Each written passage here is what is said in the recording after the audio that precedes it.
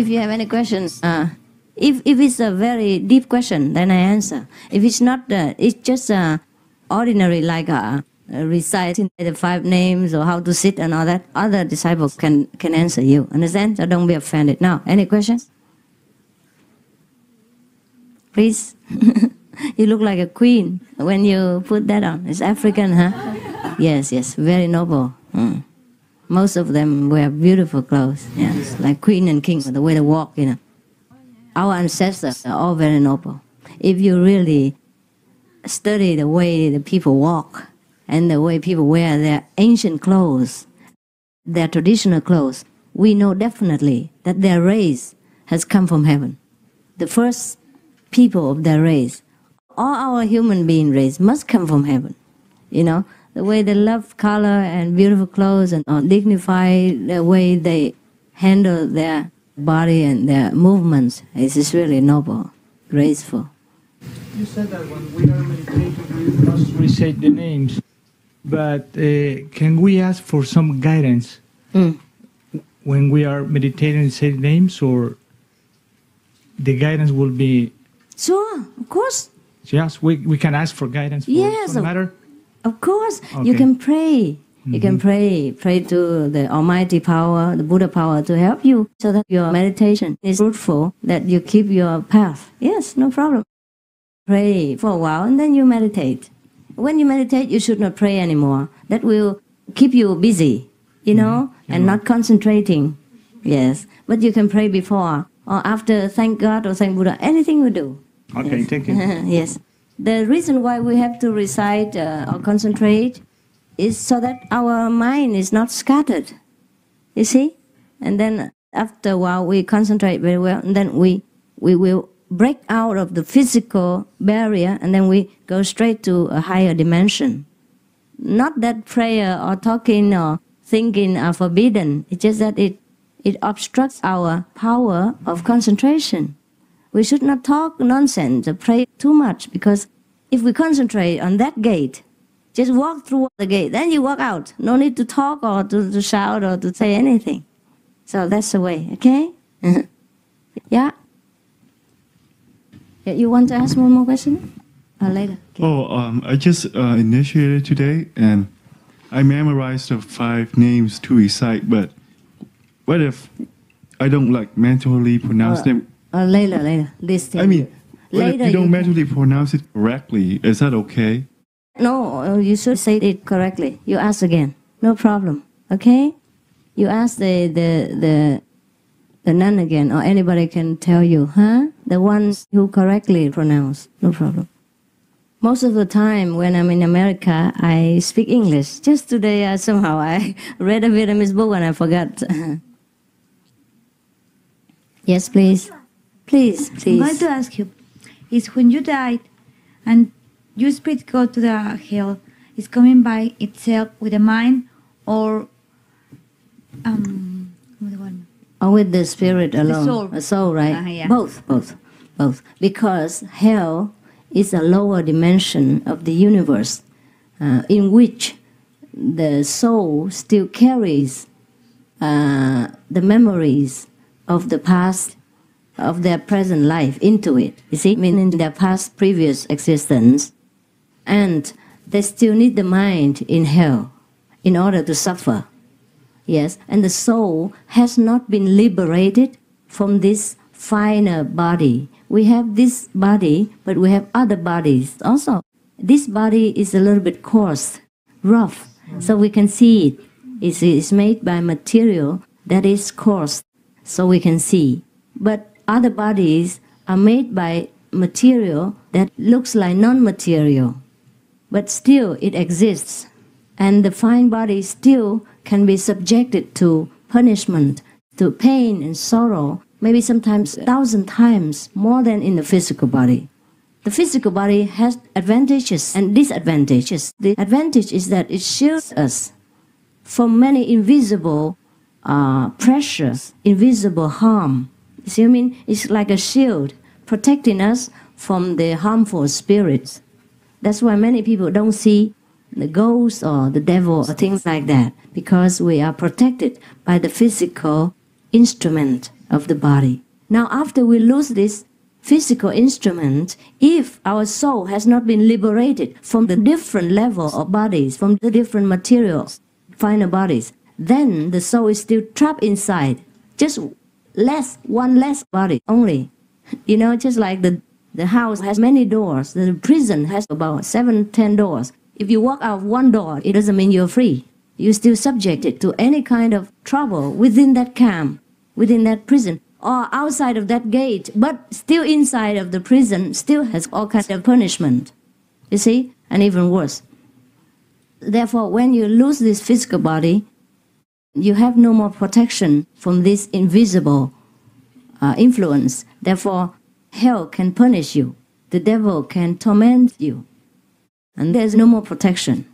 And then also, you can feel the emotion and pain 1,000 times more intensively. Because, for example, now you have the physical body. It filters a lot of things, like filters bad spirit influences and things like that. But also it filters the good things. For example, the angels come here or the Buddha appears here, you don't know. Yes, so that's an advantage and disadvantage. But after you leave the physical body, you will see there is no more filtering screen. So you see other ghosts and other devils or other spirits who will torment you or harass you, or then you can feel the suffering of the living people as well, of your relatives and friends who really love you and cry over you and suffer over you. But you cannot comfort them because you don't have the physical instrument to work with. Yes, but you feel their suffering intensely. Therefore, it's more suffering for you. You know their mind. You can see their emotions clearer. Yes, before you didn't know. For example, you sit in front of me. If I'm very sad inside, if I show it, then you know. If I don't show it, you don't know. But after you leave the physical instrument, you know even if I don't show it. Yeah. You know what I mean? Because you can see through. So the suffering you can feel many folds from different directions, different sources. Therefore, I tell you, the physical body has an advantage and disadvantage. So now, if we meditate with the method that I teach you after I have helped you to open your own power, then you go above all these physical and invisible bodies. Therefore, you're free. Yeah, and you don't feel the suffering anymore. Please. So that means that. So that means that if we keep on our meditation, will help those relatives that they may be in help. Yes, that's why when you meditate, one person, 5, 4, 6, 7 generations of yours, they know it, they feel it, and they will go to heaven. And what happens when the no relative meditates and they are in hell? How do they get out of hell? Yes, if their crime was not so great, they come out immediately at the time of your initiation. If it's too great, they have to wait a little until I break through the turtle bureaucracy.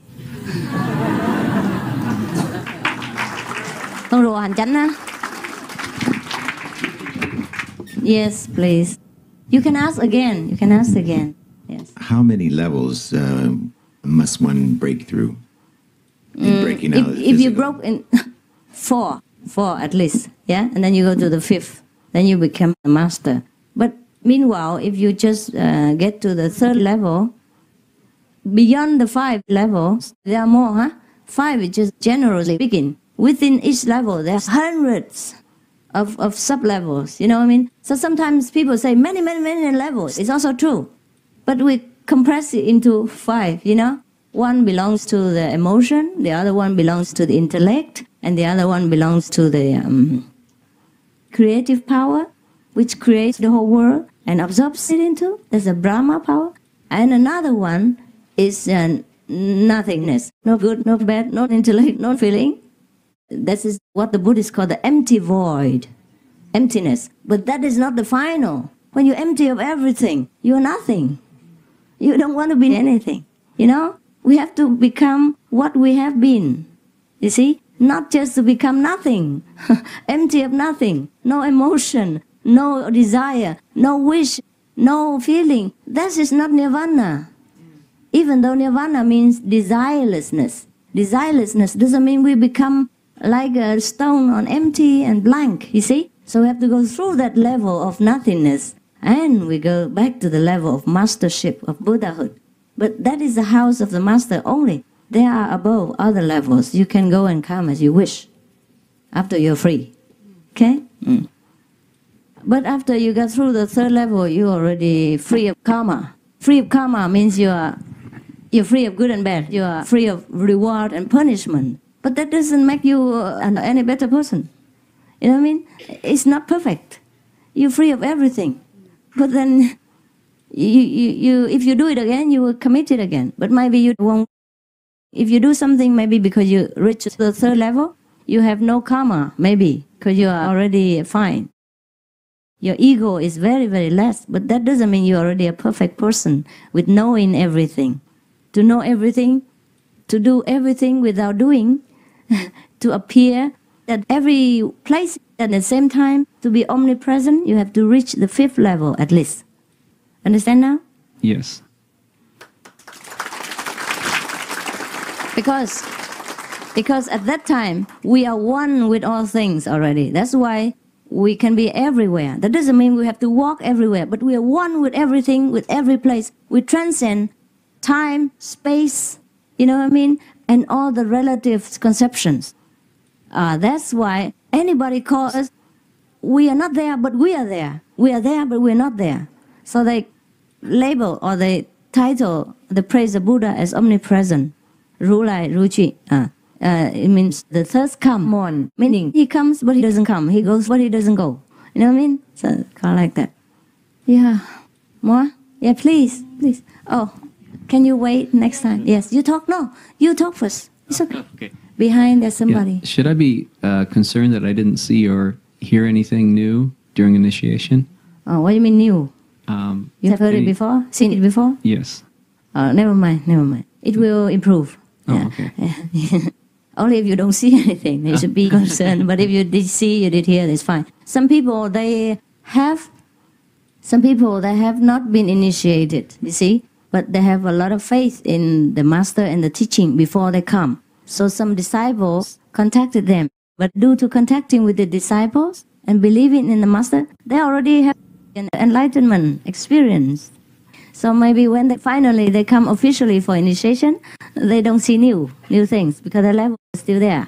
The master already blessed them before they come. So no need to bless anew. So your level already like this, you see? And you're coming, going, go. Huh? No need to worry.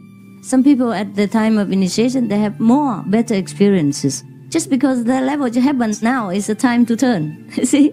All right? Please, don't worry. You're okay. Please, could you explain me the time when the spirit come to the physical body?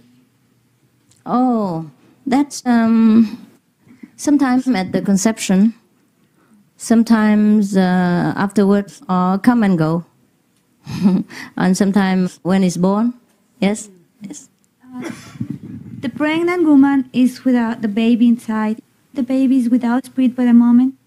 Sometimes no need the soul to stay there all the time. Is enough with that? Yes. Okay. Because the body functions mechanically with the mind. Also, the soul doesn't need to contact the body to make it function. It doesn't have to. Power is very strong. Very strong. That's why sometimes a disciple far away, very far away, but sometimes they pray to the master to do something, and the master can sometimes influence their body, help them to do that thing. And they know that it's not me who does it. But occasionally, yeah. But when you meditate very long and reach a very high level, and even though the master influences, you don't know because you become one with the master. So you do, master does, it's the same thing. All right? Because we don't function with the body alone. And we are not the body at the beginning and at the end. We are not. So it's just an illusion that we have at the moment to have a body. Because it serves a purpose. Yeah, it serves a purpose. So we still accept it.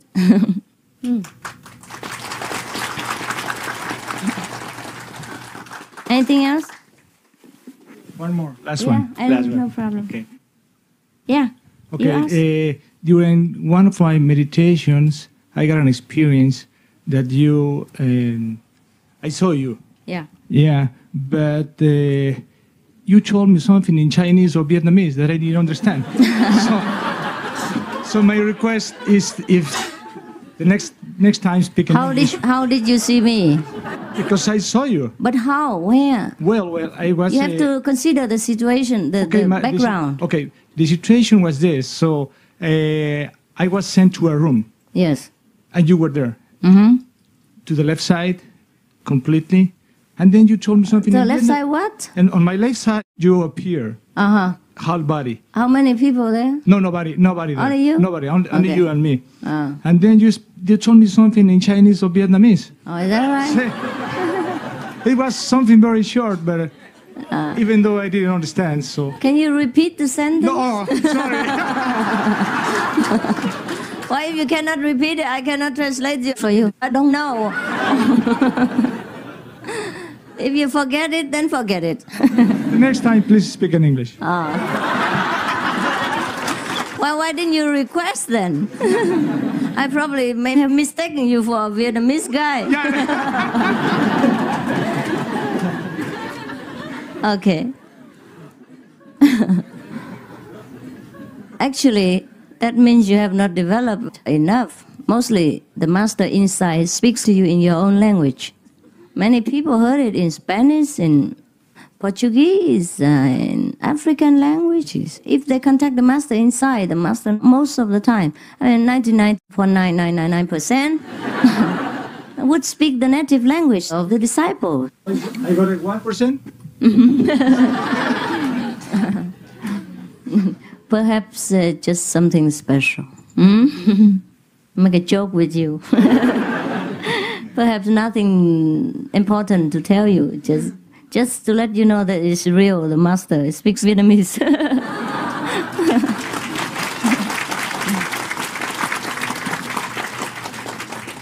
Yeah, because other masters will not speak Vietnamese to you.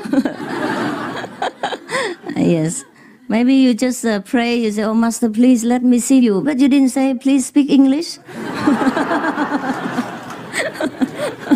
Next time. So it doesn't matter what the master speaks, it doesn't matter, no? It's your fault. You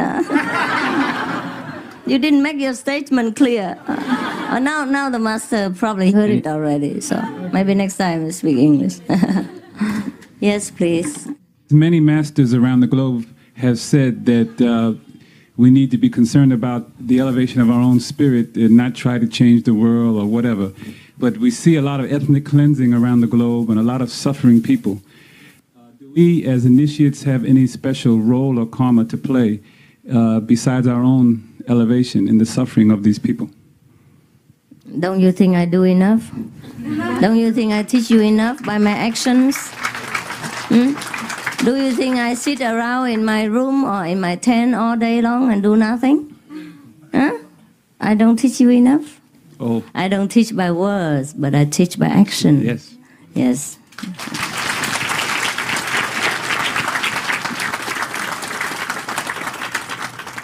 We have helped people around the world, no matter what race, what nationality, yeah, and what sect they belong to, what master they follow, what religion they believe in. We have anybody. If you want the record or the proof, you ask Melly to fax to you all the receipts and rest. Yes.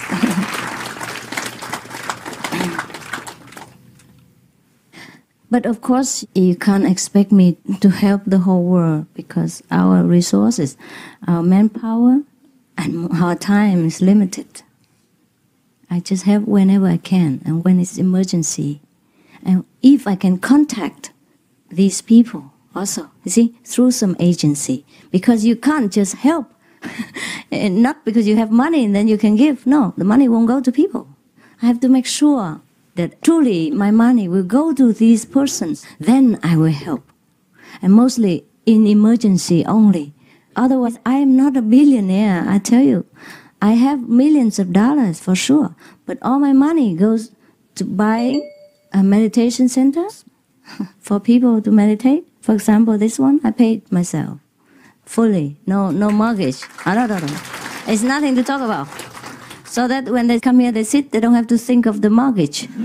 Every month, the credit, they have to pay how much money and things like that. They just sit and purely concentrate on meditation. I don't wish to spoil them this way, but if I have the means, I do it.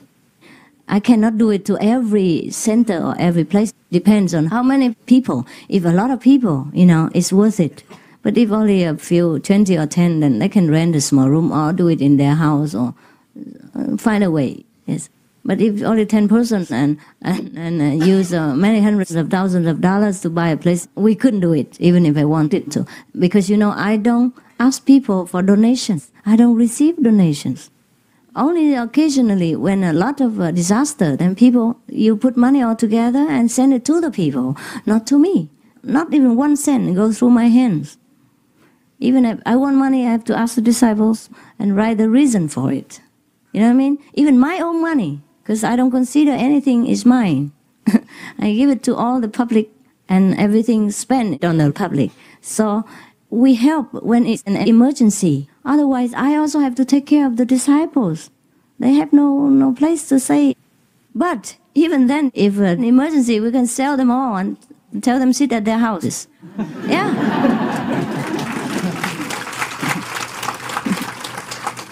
Yeah, really. Yes. Because they can sit at their houses and become Buddhas as well. Yeah. But what I mean is that my money is not resting somewhere, It should be in the property or for lecturing around the world and printing free books and free magazines to spread the good news. Yes. So we can't just help everyone and each in the world. Even consider America is the richest country in the world, most powerful. Still, they couldn't help all of their citizens. You see the homeless people. And sometimes the other sick people, nobody takes care of. And we take care of them too, in emergency cases. So you can't expect me, as a small woman, a private citizen, to do everything in every corner of the world. I wish I could, but we have to be practical to see the reality. Yeah? Even if I have a lot of talent and I earn a lot of money, but still in this world, everything is limited, right? As to whom we can help and how the money can be channeled into the hands of the people. Last time there were about 900 children, or 9,000, I forgot. The children who, because of the ethnic struggle, the parents have been killed, and many children are orphans. I wanted to help them so much, but the money couldn't go through. The government forbid any outside help to these children even. You know that yourself. A lot of children are abandoned, or nowhere to go, and afraid to go back to the massacre place. So I wanted to help, but they forbid anything. It was difficult. Yes. I was wondering what you think of the idea of a global spiritual bank where the spiritual people pool their resources together so that they gain the energy of the spirit, supervised by the spiritual people to help the suffering people so that they can, too, aspire to spiritual attainment. Yes. By having spiritual banks, not commercial banks that exploit people, but, invest to make the money grow and cleansed. To make the spiritual bank and then use that money to invest to help the spiritual people? Not just spiritual people, everybody, mankind, rather than individual groups trying to do it. Understand. If every individual group helps, it would be enough already. Because if we pour all the money into a bank, it's also a very good idea, provided that every and all the disciples of all the spiritual groups are honest and know how to invest and manage the money. Otherwise, we incur greed and bloodshed by doing that. Therefore, also fame and profit will make people crazy. If the bank was under the guidance of enlightened beings, that might lessen the chance of that happening. Understand. But who knows if the one who takes care of the money and management are spiritually developed enough. Because You can control only your group of disciples, but you can't control the other group of disciples. That will create misunderstanding and also conflict. I can hardly tell my disciple what to do. If I tell your master's disciple what to do, that will be trouble. Very difficult. You're not the master, you don't know. Not yet. Later you know. If you want to know, you'll be in trouble. If you really wish to be master, you know more things than I can tell you. It's complicated things. Because I dare tell you something also, that masters are also not always the same. Maybe sometimes the master says he is a master, but he's not truly a master yet. He's not yet outside of greed, anger, and ego for fame and profit. I see clearly, but I will not mention names, and I don't want to say about these things. Anybody can be a master. Well, nobody stops you. It's free. Free world, free of charge. And it looks glorious. But if you are truly a master, you suffer more than have glory, because you truly work for the people, day and night sometimes, and not eating, not sleeping. It happens. But if you're not a master, it's easy to say and just let people pour money into your resource. And then whether you can handle the money or not is also God's will. When too much money comes inside, you have to think of a way of how to distribute it. And you have to have talented people to know how to invest that money to make it become a good corporation. And that's difficult. Difficult to find experts. So even small amount of money is easier to handle. And you can see where you can help. It's better that way.